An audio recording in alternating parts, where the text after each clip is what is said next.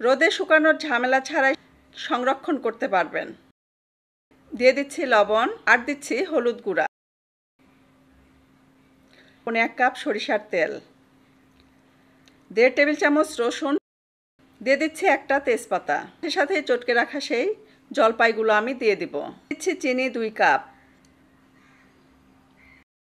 দিয়ে দিচ্ছি টেস্ট অনুযায়ী লবণ, 1/2 চা চামচ হলুদ গুঁড়া, 1/2 চা চামচ শুকনা মরিচের গুঁড়া, চিলি ফ্লেক্স, 1 টেবিল চামচ কালো সরিষা এবং 1 টেবিল চামচ হলুদ সরিষা একসাথে ব্লেন্ডারে গুঁড়া করে রেখেছিলাম, সেটা দিচ্ছি।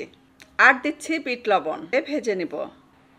দিয়ে দিচ্ছি 1 টেবিল চামচ ধনে গুঁড়া, 2 চা চামচ ভাজা জিরা গুঁড়া, 1 টেবিল চামচ চাট মশলার গুঁড়া, 2 টেবিল চামচ হোয়াইট ভিনেগার বা সাদা সিরকা।